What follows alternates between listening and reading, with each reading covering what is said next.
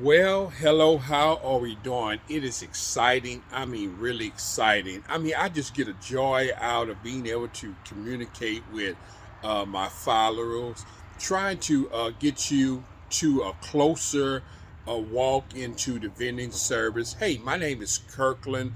You already know my show is Daily Momentum. Now, you already know. I'm about to give you all these tips, free tips about vending service. I'm going to break it down just like I said it, to how I'm going to be able to help you along the way.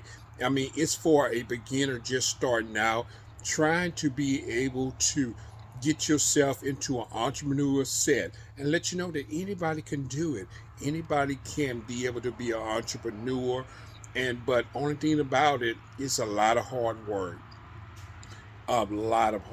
of different things that you need to understand about hard work. It's not like a 9 to 5 where you can go on a job and then you don't have to worry about the cares of how that business run after it. Being an entrepreneur, you are all having pure ownership of this deal. And one thing you have to understand about being an entrepreneur, that there's always in the back line of things needs to be improved, things need to be better, things need to help get things and keep your business running if you want to be an entrepreneur. But uh, cutting to the chase about what we really want to talk about, all the good things about vending service. And I just kind of broke it down from the beginning of my intro, telling you about vending service, what is vending service about, the little different things you have to go about to understand. A lot of people don't know about there's so much hard to bring you to a full understanding because there's all types of different types of vending machines. I mean, all types of one, but I just want to bring you down to a surface of some of the things that you can have an understanding about vending, and so you can get a closer understanding how it make it easier for you. Because when I walked into it, it was really um, hard. It was really hard just getting into the door.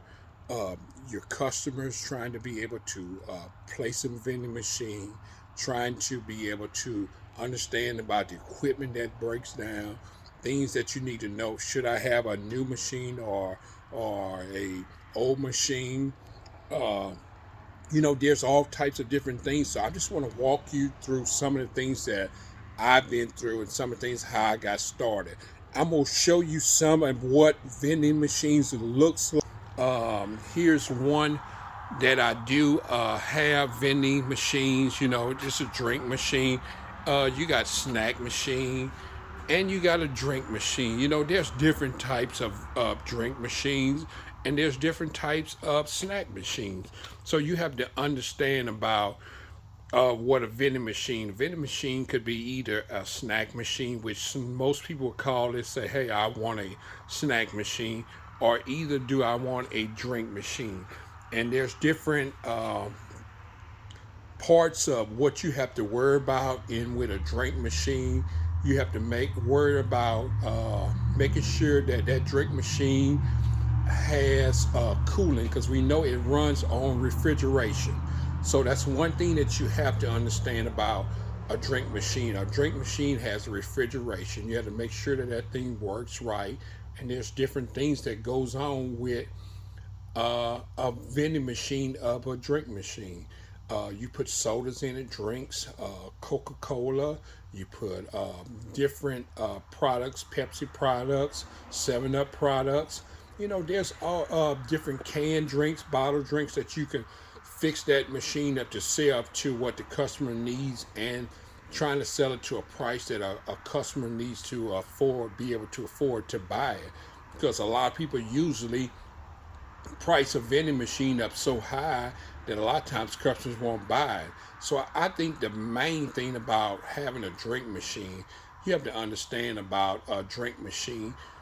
A lot of times you won't have where the business, a place or where you place this machine there, that a lot of times the owner won't ask for a percentage of that profit. So you're not going to go in and try to kill the customer and try to make profit. You want to try to get that price as narrow and low as possible to return the revenue. You're just trying to sell it. I mean, just like I told you about it, it works just like a retail store. You just place in that store at that location when you're trying to sell it. And if you see that it's not moving quickly like it needs to, then that means that the price is too high and the customer cannot buy that or can't afford to every day buy that product. So you have to kind of play with it to try to see what that customer can get. If you sit buying a cold drink, which prices have went up now for 50 cents, and you would not have to pay in anything for the location, then I would try to get at least about off the 50 cents you buy, at least half of that. Try to get a margin in. That's going to cover for to make sure that your machine is working properly, because as soon as a customer finds out, like I told you about shoplifters, customers do. They'll lie and say that, hey, I lost my money. So, the main thing about that drink machine, you want to make sure that that machine is working properly right, and make sure that customers won't have to shoplift off of you. So that goes on online, that goes on in vending service, it goes on in retail stores. Shoplifting goes everywhere. Everybody has a place where they are dishonest in different ways. So you want to make sure that, and that's the way to make profits. So you have to fluctuate your prices and trying to learn the customer. Now, another thing is, if you have to pay on that location, then guess what?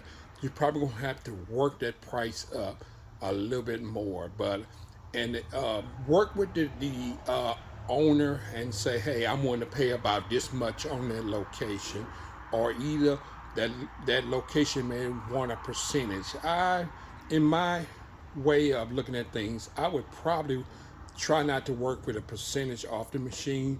I would just try to get into is paying a straight price for that location. Say, hey, I'm gonna put my machine, I'm gonna pay you this amount for that location, for this machine on your machine. It's probably weird, especially when you're having problems with some locations that are slower, and then you might have some that are really fast. So that's another thing you have to work about. And with snack machines, too, as well, you dealing with a snack machine, you have to worry about too, as well as stale products. That's the only thing about dealing with machines. You have to worry about trying to make sure that if you're putting them chips in and them drinks in, you got to remember that you're racing for time. You're racing for time is trying to make sure that you're looking at your dates. Make sure that no products expires on you, because once people begin to see things are expired in your machine that you're trying to sell, that cuts the customer from buying these different things. So there's a lot of different things that you can be able to do to try to sell things that lower your prices on different things. And then to my preference, I would keep the price a price that is lower, then slowly raise the price up, as in trying to find out what customers are mostly buying. If I figure out that a customer is buying more Dr. Pepper than Coca-Cola, I want to keep that price with drinks at the same maximum, unless I may want to change that Dr. Pepper into a bottle drink and then sell it more. Because you got some machines that may have just only cans, and some may only have bottles. So then you got some that rotates where they just have mostly, where they may have both of them. They might have just cans and they might have bottles in them. So, these are the things that you have to worry about. Vending machine. People are saying, hey, you can make all this money. Of course you can, but it takes time, because you have to learn your product. You have to learn your customers that is going back and forth. And then a lot of times when you are getting customers that say, hey, I want this such and such chip, I want this such and such drink, and then guess what? A lot of times, out of 50%, most of them won't return and buy that. They may buy one and then they will complain about what the reason why they're not buying. So you have to just monitor that. It's not buying a whole bunch, but shortly buying a little bit. And sometimes some things you have to worry about too, and to do is like some stores do. You may want to see if the customer is buying it, and then you may want to take it away. I would do that with snacks. I wouldn't do that with drinks. Most definitely, because people are looking for them drinks, and that's a consistency that people will buy them drinks. But if it's snacks, I would rotate it if you want to sell something different, to try to get something to sell more better. Then I would kind of let that go for a little bit, rotate something in, and just kind of explain to the customer, hey, we are working on trying to get that product in. Uh, because you're trying to be able to sell a lot of other different things in your product to make margin, especially when you got some that has some really slow and you want to pick up the sales on it. I mean, these are all the tricks and the tips that I'm trying to be able to give you that will work for you really, really good. If you just follow some of these tips and this journey that I'm taking you on, I'm giving you free information about snacks. And I just thank you all for just joining me, taking out that time to have an understanding about a vending machine, that a vending machine could be a snack machine or a drink machine. Now you got to understand too, even though I specified them about the drinks and the snack machine, you have to have an understanding that vending machine comes in many different types. I mean, you can have a car vending machine. Just like this company that sells, they say their cars are vending machine. Then you have to understand that in a car wash, there's vending machines on there. You put your money in, you get your car wash. That's part of vending service too as well. Or if you are getting air in your tires, that is part of a vending machine. That falls in it too. But so a lot of things you can take and bring it into a vending service, a vending machine too as well. So I didn't really get into part of that, but I can tell you a few things about that. Um, Thing is, that's some of the things you don't have to worry about, the race about anything going out of date or something like that. But air, you got to pay for certain different things.